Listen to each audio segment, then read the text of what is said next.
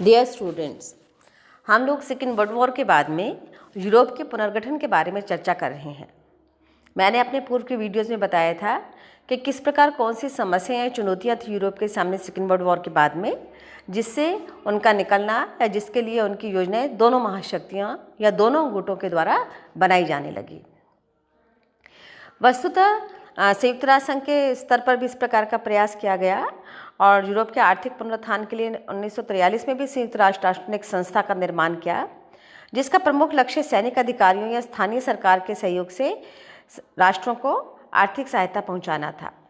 और यह संस्था संयुक्त राष्ट्र पुनरुद्धार व पुनर्वास प्रशासन के नाम से जानी जाती थी। एक अन्य अंतर्राष्ट्रीय शरणार्थी संगठन की भी स्थापना की गई शरणार्थियों की रक्षा एवं सहायता के लिए। जुलाई 1944 में ब्रेटन वुड्स सम्मेलन में भी यूरोप के पुनरुद्धार और आर्थिक विकास के लिए चर्चा की गई और अंतर्राष्ट्रीय बैंक एवं अंतर्राष्ट्रीय मुद्रा कोष की स्थापना की गई। और भी इसकी सहायता प्रदान करने के लिए जो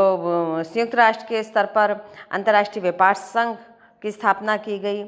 और पश्चिमी और पूर्वी के वैचारिक मतभेद के कारण पूर्वी यूरोप ने भी सोवियत संघ में अपना प्रभाव बढ़ाना प्रारंभ किया। सोवियत संघ के इस बढ़ते हुए प्रभाव को रोकने के लिए पश्चिमी राष्ट्रों ने भी अपनी आर्थिक और जो कूटनीतिक योजनाएं थी वो यूरोप में प्रारंभ करने का लक्ष्य रखा। संभवतः यही कारण था कि बीच के कुछ दशक इसी एक प्रयास में गए कि किस प्रकार से यूरोप का पुनरुद्धार करके दोनों ही प्रभावों से दोनों ही गुटों के या दोनों ही वैचारिक प्रभावों के वर्चस्व से उस यूरोप को बचाया जा सके या दूर रखा जा सके। 1946 में चर्चिल ने यूरोप की एकता के विभिन्न प्रयास करने शुरू किए और इसके तहत बहुत सी ऐसी योजनाएं,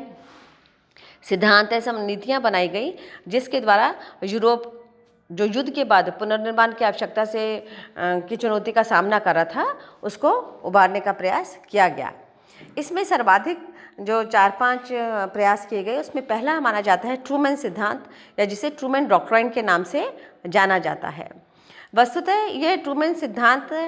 जो प्रेसिडेंट ट्रूमैन थे उन्होंने एक स्पीच दी थी अमेरिका के कांग्रेस में और उस अमेरिका के कांग्रेस में उस 12 मार्च 1947 की जो स्पीच दी गई थी उसमें उन्होंने पहली बार ये स्पष्ट किया था कि अमेरिका टर्की और यूनान के सैनिक एवं आर्थिक सहायता करके एक बड़ा पैकेज देने जा रहा है।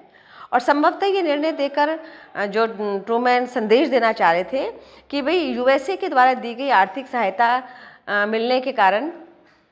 यूरोप में साम्यवाद के प्रसार को रोका जा सकता है।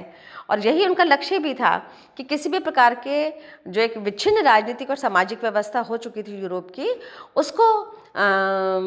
स्थायित्व प्रदान किया जाए और राजनीतिक स्थायित्व के लिए आवश्यक था कि उनका आर्थिक पुनर्निर्माण किया जाए, इकोनॉमिक रिकंस्ट्रक्शन की तरफ उनको लेकर जाया जाए। दूसरा महत्वपूर्ण जो माना जाता था बेनिलिक्स का, बेनिलिक्स ये देखिए, इसमें 3 कंट्रीज थी, BE Belgium, NE Netherlands, LUX Luxembourg. Benelux याद रखने के लिए आसान रहेगा, Belgium, Netherlands, Luxembourg, BE NE LUX। वस्तुतः ये बेल्जियम, नीदरलैंड और लग्जमबर्ग के बीच हुआ एक समझौते का परिणाम था जो सितंबर 1944 में हुआ था। इस समझौते में अभी कुछ बाद में संशोधन किए गए, अंततः इसको 1 जनवरी 1948 से लागू किया गया और इसमें जो उनके बाद बीच की जो चुंगी व्यवस्था थी उसको समाप्त करते हुए एक कॉमन ट्रेड टैरिफ के प्रोग्राम की स्थापना की गई, उसको प्रारंभ किया गया। और बेसिकली इसका प्रमुख लक्ष्य भी ये था कि किसी भी तरीके से एक कंप्लीट इकोनॉमिक यूनियन बनाया जाए या एक तरीके की यूनिफॉर्मिटी रहे वहाँ के लॉज में। तीसरा महत्वपूर्ण जो सिद्धांत माना जाता है वो है मार्शल योजना। मार्शल योजना का संबंध भी यूरोप के पुनर्निर्माण से और आर्थिक व्यवस्था को संभालने था और चूँकि युद्ध के पश्चात जो अर्थव्यवस्था थी उसके कारण सामाजिक विषमताएं, आर्थिक असंतोष, गरीबी और अभाव, असंतोष पुनः यूरोप को किसी अन्य संकट में की ओर नहीं लेके जाए। ऐसी हालत में जो साम्यवादी व्यवस्था थी वहाँ उसकी फेल होने की संभावना बहुत अधिक बढ़ रही थी।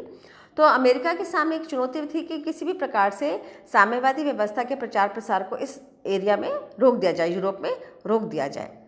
यूरोप की यात्रा पर गए थे अमेरिका के विदेश सचिव